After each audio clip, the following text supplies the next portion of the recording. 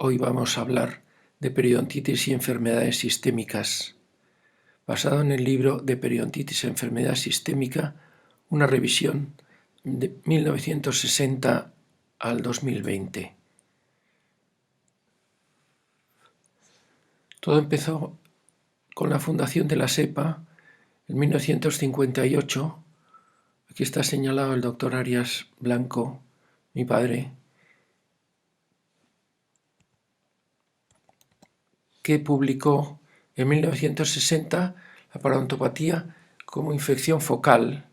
Entonces señalaba no solo el foco típico, que era el foco periapical, cuando una infección del diente llega hasta el ápice, es de esta zona que está infectada con pus, puede pasar a la sangre, los gérmenes, y llegar a partes distintas del cuerpo, como pueden ser los riñones, articulaciones, corazón, cerebro, los ojos, etc.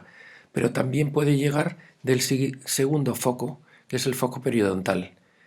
Entonces, habló de las vías de propagación, que pueden ser vía sanguínea, bacteriemias, vía linfática, propagación directa, que sería una celulitis, deglución con el paso de estos gérmenes al tubo digestivo y aspiración a pulmón.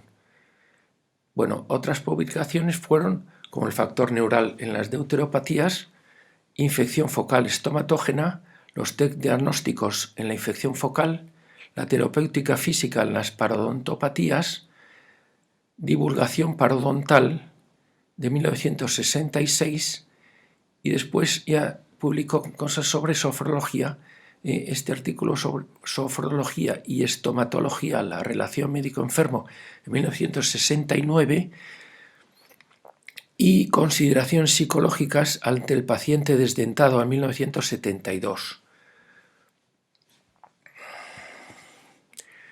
Bueno, en el libro hemos dividido en tres partes. La primera habla de periodonto y periodontitis. La segunda parte B hablará de los mecanismos etiopatogénicos que relacionan la enfermedad periodontal con otras enfermedades sistémicas, y el capítulo C ya habla de distintas enfermedades sistémicas. En distintos días iremos explicando todos estos apartados. Dentro de periodontitis tenemos que ver el concepto de periodonto, los componentes que lo forman, la anatomía patológica, la bolsa periodontal y la destrucción celular, el diagnóstico clínico y radiológico, y luego indicadores de actividad en la enfermedad periodontal, que será otra nueva presentación, dividida en gérmenes y sus productos, células y sus mediadores y productos de destrucción tisular. Y por último, hablaremos de técnicas de higiene bucal y mantenimiento periodontal. Si estudiamos el diente y el periodonto, vemos que el diente tiene 4 elementos, que es el esmalte, la dentina, la pulpa y el cemento radicular. El periodonto tiene encía, ligamento periodontal, hueso alveolar y cemento radicular. Los dos marrones forman, es de origen ectodérmico, forman lo que llamamos una barrera protectora, que es la inserción epitelial, que está en la línea amelocementaria que divide la corona de la raíz. Entonces, en esta muela que sacamos y hemos teñido con azul de metileno, se tiñe toda la parte de la placa bacteriana que tiene la corona, y por otro lado se tiñe también los ligamentos de la inserción de la muela al hueso, los ligamentos que van del diente al hueso. Entonces, esto estaría dentro del cuerpo humano, y la corona, como lo que está dentro de la boca, está fuera del cuerpo humano. Y muchas veces explico a los pacientes si creen que las lentejas que están en el estómago forman parte de su cuerpo. Pues no, han pasado de la boca al ano, pero se van a eliminar. De ellas extraeremos cosas que necesitamos, pero no forman parte de nuestro cuerpo. Lo malo es que estas cosas que están fuera puedan pasar dentro. Entonces, las bacterias de la placa bacteriana, si rompen la inserción epitelial, pueden pasar dentro. Entonces, en este diente que hemos sacado y teñido con azul de metileno, vemos cómo se ha perdido toda esta inserción, se ha destruido el ligamento periodontal y el hueso, y la flecha azul señala la pérdida de inserción epitelial, con lo cual cuanto más se pierda va a tener menos soporte y va a comenzar problemas de movilidad en los dientes. Este diente que no se ha teñido, pero también se ha extraído por otro motivo, vemos como la zona de la línea melocementaria está muy afectada por las bacterias y está produciéndose una caries que destruye un poco la sustancia orgánica. El esmalte es muy duro, el 98% inorgánico, mientras que la raíz, el cemento radicular, es mucho más blando. Vemos aquí parte de la encía que ha salido pegada, que formaría la bolsa periodontal. Entonces, la bolsa periodontal es lo típico patognomónico de la enfermedad periodontal. Se ha perdido la inserción epitelial y entonces vemos una bolsa que tiene dos paredes, una pared dura que es del diente donde se deposita placa bacteriana y a la larga se calcifica. El fósil de placa bacteriana blanda es el sarro, y en la pared blanda del diente tenemos úlceras por donde puede salir sangre, pero lo malo no es que salga sangre, que es el síntoma típico de la enfermedad periodontal, sino que pueden entrar gérmenes. Entonces se pueden producir bacteriemias. ¿De acuerdo? El índice más sencillo de enfermedad periodontal es el índice comunitario. Y entonces vemos cómo índice salud es 0, valor 0. El valor 1 sería sangrado gingival. El valor 2 sería sangrado gingival más cálculos, sarro. El tercero sería bolsas periodontales de 4 o 5 milímetros. Y más profundas, el valor número 4 de bolsas de más de 6 milímetros, ¿de acuerdo? Esto es la prevalencia, para estudiar la prevalencia de las enfermedades periodontales, que lo cita la Organización Mundial de la Salud.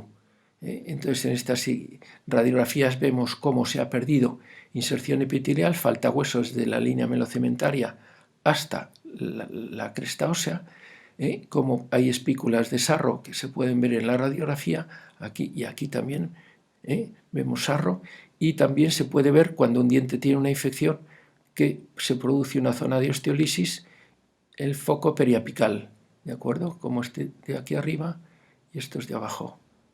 Bien.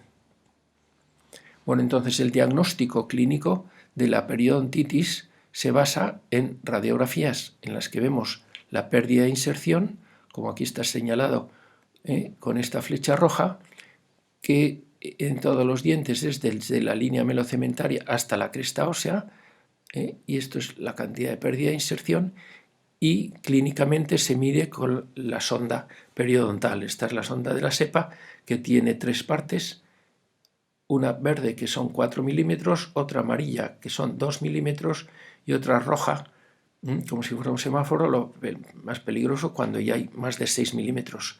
En este paciente tiene pérdida de inserción de 10 milímetros, pero son 6 milímetros de bolsa y 4 milímetros de recesión gingival. Se ha retraído la encía, se ve expuesta la raíz del diente y esto ya es una señal de periodontitis avanzada. Bien, en este esquema de Van Dyck de 2017 vemos como el esmalte, el cemento radicular y la inserción epitelial. Entonces, el surco gingival en salud periodontal, pues empiezan a poder acumular bacterias, pero esto significa salud periodontal. Hay encía libre, puede haber 1 milímetro de surco, y luego tenemos encía insertada, que en las personas sanas se ve una zona de encía rosa, y después la mucosa alveolar, que también se ven vasos y ya está suelta y se puede movilizar, ¿de acuerdo? Entonces la encía insertada, también vemos la forma de las papilas señalada por esta punta de flecha, que tiene forma precisamente de punta de flecha, mirando desde el diente siempre es cóncavo. Entonces esto es salud periodontal. En la radiografía se ve que toda la raíz está dentro del hueso. el nivel del hueso llega hasta la línea amelocementaria. En cambio, en un paciente que tiene periodontitis, pues tiene inflamación, las encías están inflamadas, ensanchadas, ya no tienen forma de punta de flecha, sino están más o menos gorditas, el color es más rojizo y puede sangrar espontáneamente, pero sobre todo si hacemos la medición de las bolsas, al sondar, se ve que cuando sacas la sonda sale sangre, porque tiene úlceras esa pared. Y en la radiografía lo que vemos es que de la línea amelocementaria a la cresta señala toda la pérdida de inserción. Entonces, los síntomas que vamos a encontrar es la forma de las papilas inflamadas, el sangrado al sondaje, que existen bolsas periodontales, y en la radiografía vamos a ver destrucción ósea con pérdida de inserción, movilidad dental, que es un síntoma ya más tardío, y pérdida de los dientes. Es la causa más frecuente de pérdida de los dientes en los adultos, la periodontitis. Bien, si vemos aquí en unas radiografías, la boca sana, pues es una maravilla, se ve la salud, los dientes están perfectamente limpios, se refleja el flash, etcétera, y no se ve placa bacteriana por ningún lado. Las papilas forma de punta de flecha, vemos la zona de encía insertada en el hueso, que es ancha, y entonces esto es señal de salud, es rosa pálido, con un punteo característico como la cáscara naranja o el limón, pero no tiene nada enrojecido, no hay signos de inflamación por ningún lado. El paciente que tiene periodontitis avanzada, pues existe migración dentaria con diastemas, llamamos diastemas a la separación entre los dientes, placa y sarro, como vemos aquí en estos dientes tienen mucha placa dental, o sea, y sarro en los espacios interdentales, y vemos que los dientes han migrado. Puede haber en la zona de las radiografías lesiones de furcación, en la que vemos como la pérdida de inserción llega más allá de la bifurcación y entonces entre las raíces se ha perdido hueso. Vemos la diferencia de esta, que tiene una mayor lesión de furca, aquí en esta es una mínima lesión, y en este molar superior también existe lesión de furca. Entonces la reabsorción puede ser más o menos de predominio horizontal, como vemos aquí arriba, pero en la parte de abajo, cuando falta un molar, pues la muela se cae por las fuerzas de la masticación, se produce erosión en la de arriba, por el desgaste de este material de obturación en la zona de los molares, y la reabsorción se convierte en reabsorción vertical. Aquí hay una bolsa, una lesión vertical importante por no haber repuesto las piezas. ¿De acuerdo? Entonces, si vemos en las radiografías, podemos ver sarro en la zona amelocementaria, pérdida de inserción, y en algunos pacientes pues tenemos una pérdida de inserción total, como es en este caso del colmillo inferior, que una vez extraído se ve que se había podido hacer limpieza de la parte de arriba, pero claro, en esta zona que ya no tiene ni siquiera inserción, porque en lugar de tener ligamento periodontal tiene sarro, pues esto es imposible de solucionar y conduce a la pérdida de dientes. Entonces vemos también como el sangrado de las encías, la presencia de sarro, la pérdida de inserción y las bolsas periodontales es típico de la enfermedad periodontal. Y entonces decían en varios artículos europeos y americanos que estos parámetros se recomienda estudiar antes de un ingreso hospitalario, pero los pacientes pueden tener problemas gordos. Este es un trabajo de Elenius en la European Society de trasplantes de órganos, publicado en 2012, y este otro del Centro Nacional de la Salud, Bethesda, de Estados Unidos, publicado en 2005. Y este artículo interesantísimo, ya del siglo pasado, de Sonis, de 1988, en el que dice que el 72% de los pacientes explorados antes de comenzar el tratamiento oncológico, este trabajo se ha hecho en un hospital en Estados Unidos, presentaban al menos uno de los siguientes síntomas: enfermedad periodontal tipo 3 o 4, que vemos un paciente con una enfermedad periodontal muy avanzada, mucha inflamación en las encías, retracción gingival, como en este canino también, sangrado espontáneo, luego presencia de sarro, que en unas zonas se puede ver, con retracción gingival y presencia de sarro, y placa bacteriana, dientes sucios, etcétera, etcétera. Algunas zonas con migración de dientes, pérdida de algún diente, etcétera. Lesiones periapicales, como estos focos periapicales, como habíamos visto antes, en estas radiografías. Problemas con los terceros molares, en este caso, en esta ortopantomografía vemos como los molares inferiores están incluidos con signos de pericoronaritis. Esta zona radiolúcida alrededor de la corona es el saco folicular, y si se infecta, porque pueden entrar gérmenes bucales en este saco folicular embrionario que no ha conseguido erupcionar, el diente está incluido, parcialmente incluido o totalmente incluido, pero se puede tener estos signos, y también pueden producir focos de infección, enfermedades importantes. El cuarto elemento que podemos ver son prótesis mal ajustadas. En este caso vemos cómo esta prótesis son más anchas que la raíz, con lo cual son prótesis desbordantes, se ve sarro en la línea melocementaria, pero que por aquí han entrado gérmenes, han producido caries y han llegado a infectar el ápice, estas zonas radiolúcidas periapicales.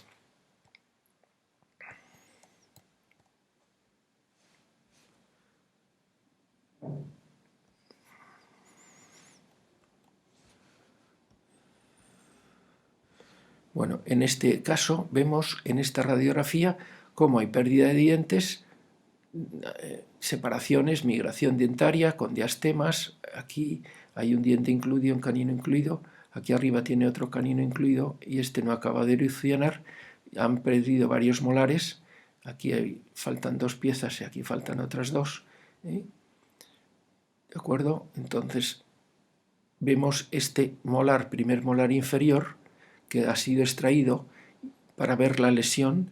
Entonces tiene una pérdida completa de inserción en la raíz posterior con sarro en el ápice, y está sujeto solo por la raíz anterior mesial, que tiene hueso por delante y por detrás, pero en la zona de Furca, esta lesión de Furca, tiene aquí un quiste periodontal, que es muy importante, con lo cual no tenía solución en la pieza y se ha extraído, pero vemos cómo si no tiene antagonista la pieza se extruye, y bueno, pues hay bastante problemas que pueden aparecer.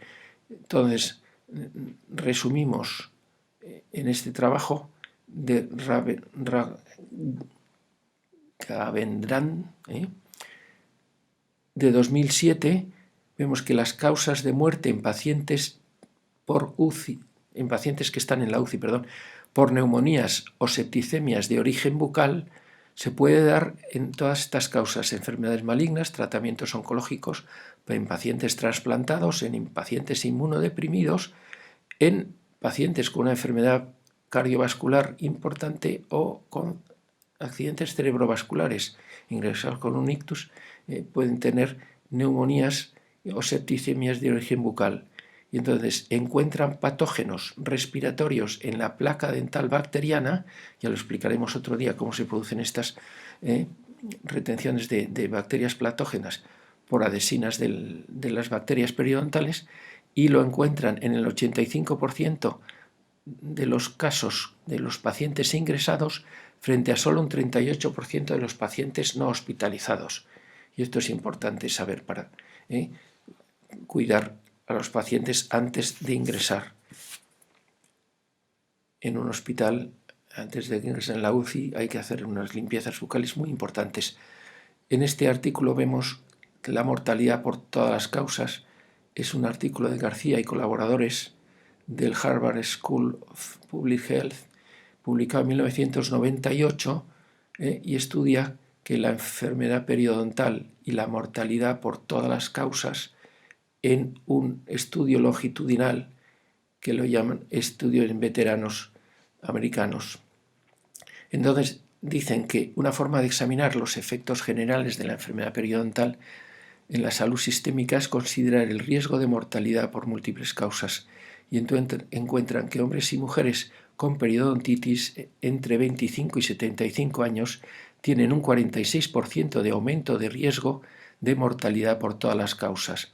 Se han estudiado 804 sujetos con un seguimiento de más de 25 años.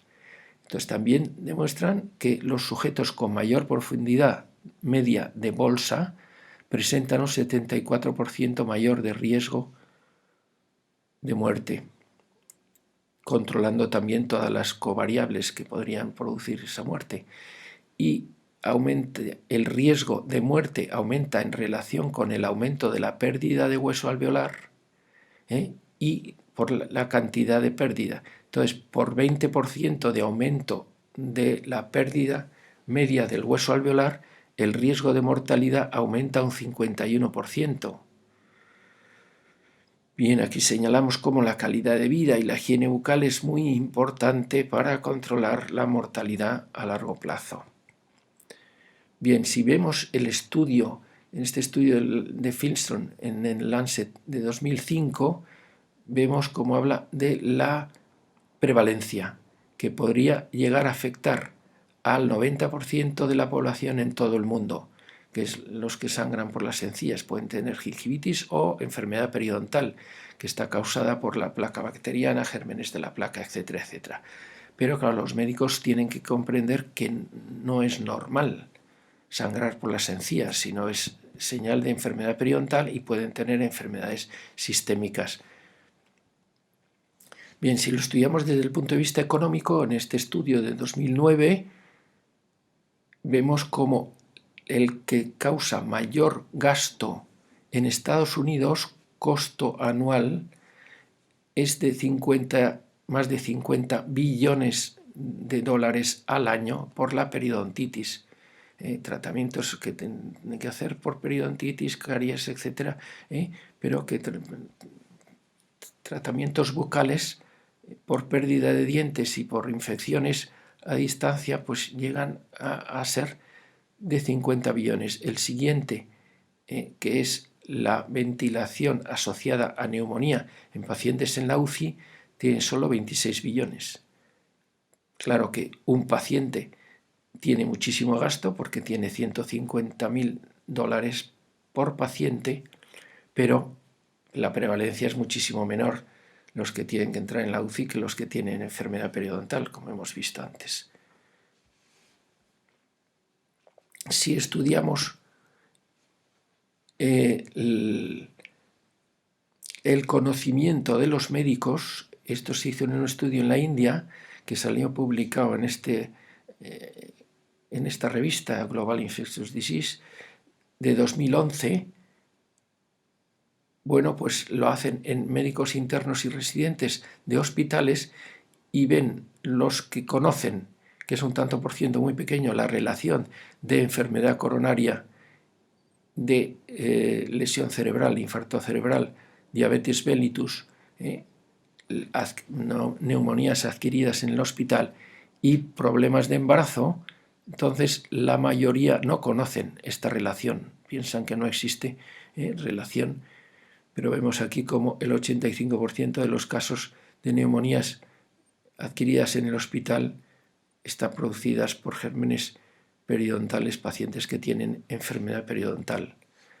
Entonces, en este trabajo de la sociedad que habíamos comentado antes, del ENIUS, de la Sociedad Europea de Trasplantes, explica en esta radiografía cómo los pacientes que están esperando un trasplante, en este caso es un paciente con cirrosis alcohólica, y tuvieron que hacer 16 extracciones antes del trasplante de hígado. Entonces señalan los tipos de focos dentales que pueden ser del tipo A, cavidades profundas de caries, como vemos aquí, una cavidad profunda que puede llegar a producir una infección, y un foco periapical. Aquí vemos el siguiente, son periodontitis apicales, y vemos aquí cómo hay zonas radiolúcidas en estos molares, en este molar y en estos tres dientes. Podemos ver también raíces abandonadas. Aquí también existen raíces abandonadas. Y por último, pérdidas de inserción. Entonces vemos cómo de la cresta ósea a la línea melocementaria, esta es la pérdida de inserción. ¿De acuerdo? Y como resumen, dicen que se debería hacer higiene oral y tratamiento dental antes del trasplante. Esto es importante que luego en otra presentación sobre trasplantes veremos más detenidamente. Bueno, hablamos del divorcio que existe entre medicina y boca en todo el mundo. Cuando preparaba una oposición a cátedra, un profesor de la Universidad de Navarra, donde yo estudié, me dio este artículo, Why the mouth is the nobody land? ¿Por qué la boca, es tierra de nadie? Los médicos no miran la boca y los dentistas no estudian medicina. Entonces, bien, ahora con el COVID hemos visto, los pacientes en las residencias de tercera edad mueren más los que tienen problemas para masticar. Lo dijeron en la tele un médico, pero no explicó el porqué, y entonces intentaremos explicarlo en otra presentación sobre el problema del COVID y la boca. También en este caso, cuando yo estaba en Puerta Hierro haciendo la residencia de medicina, antes de empezar estomatología, los médicos decían boca séptica, faltan piezas. No es un diagnóstico médico, ¿eh? Y no ha cambiado mucho, siguen sin mirar la boca en muchos casos. Y en este trabajo del Instituto Nacional de Bethesda de Estados Unidos de 2012, vemos cómo concluyen que se debe incluir una ortopantomografía en todos los protocolos de ingresos para tratamientos oncológicos, trasplantes, cirugías grandes, etc., para descartar focos dentales que pueden ser causa de muerte por septicemia o neumonía por aspiración de gérmenes bucales. Bien, siguiendo con el título de Why the mouth is the nobody land, hemos encontrado en este libro de Murphy de 1997, que habla de la lógica en medicina y habla de enfermedades y normalidad. Y dice la frase curiosísima de excepto por la presencia de periodontitis, los pacientes son clínicamente sanos. Debería considerarse a la luz de esta idea que una persona sana es alguien que no ha sido suficientemente examinado. He oído decir que en una clínica importante en España decían que no hay sanos y enfermos, sino sanos y pacientes poco explorados. Perdón, enfermos y pacientes poco explorados, que son los que parecen que son sanos, pero si les exploras un poco más a fondo vas a encontrar siempre algún problema. Bien, hemos buscado, después de ver las técnicas de higiene bucal y el mantenimiento periodontal, cómo no se hace, y entonces si buscas salud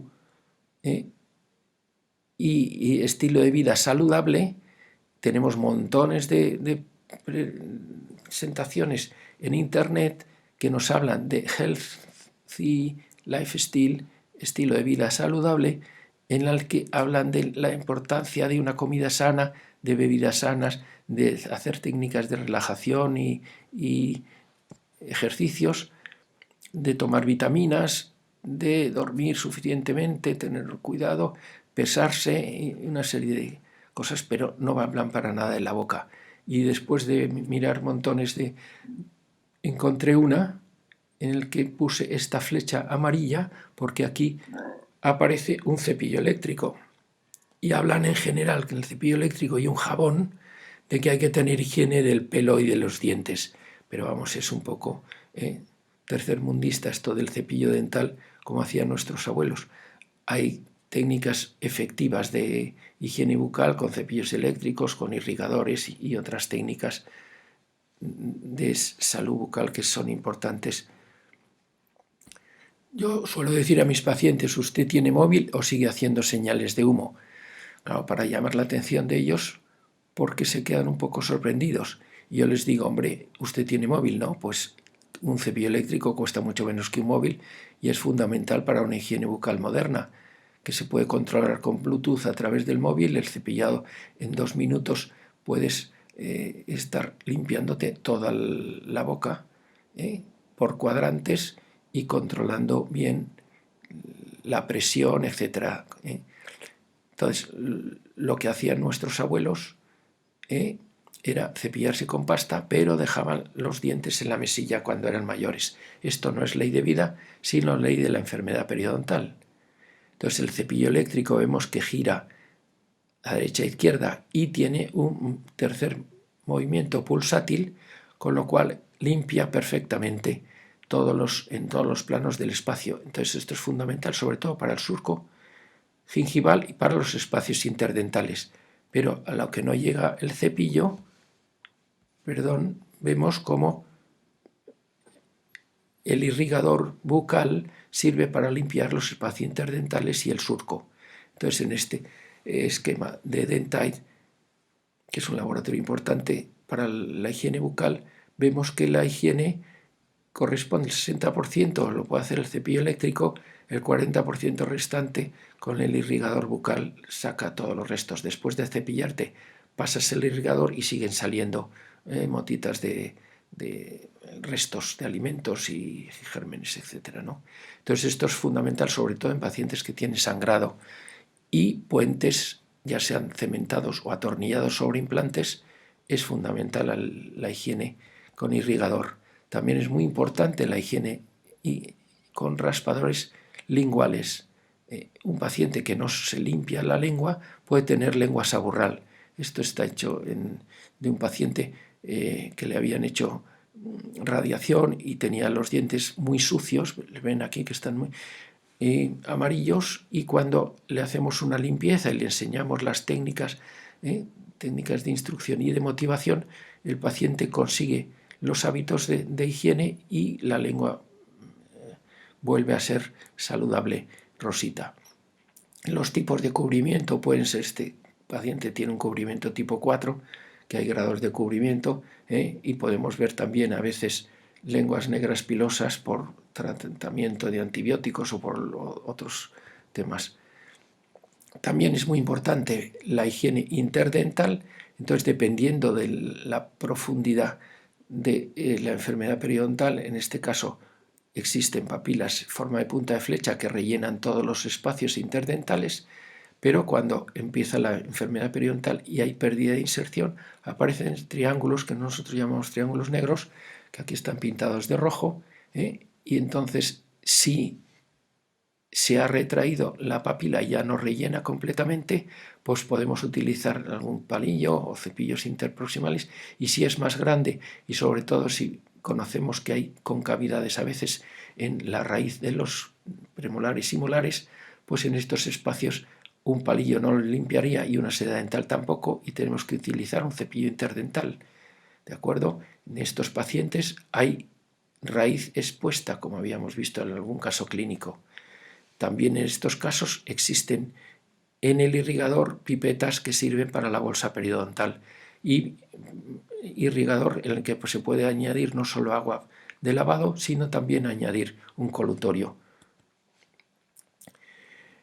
Entonces, si vemos el tipo de revisión, lo de ir al dentista una vez al año es al dentista para ver caries, pero si hay enfermedad periodontal hay que controlarlo, es una enfermedad crónica y no puede haber sangrado. Entonces nosotros hacemos una fase higiénica, después de esa fase higiénica, tartrectomía, cirugía o lo que fuera. Después de esa fase higiénica, la higienista le hace una batería de revisiones para enseñar las técnicas de utilización de instrumentos, cepillos eléctricos, irrigadores, etc., hasta que el paciente adquiera el hábito de cepillarse. Y después lo revisamos. Esto está sacado de un atlas alemán, y las revisiones se hacen cada 3 meses. Si cae por debajo de la línea de 20% de índice de placa, va a tener sangrado. Entonces, pues se acortan las visitas si viene por debajo, pero el paciente se le controla porque a los 100 días se puede formar sarro. En un paciente que tiene un índice de placa mejor controlado, solo 40% de superficies sucias, se puede alargar las revisiones a 6 meses.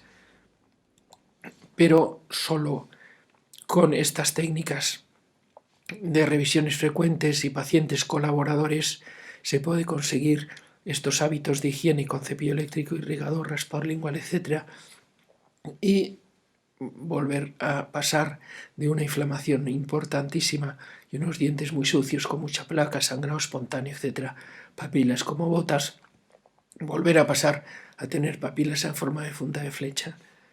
Gracias por vuestra atención.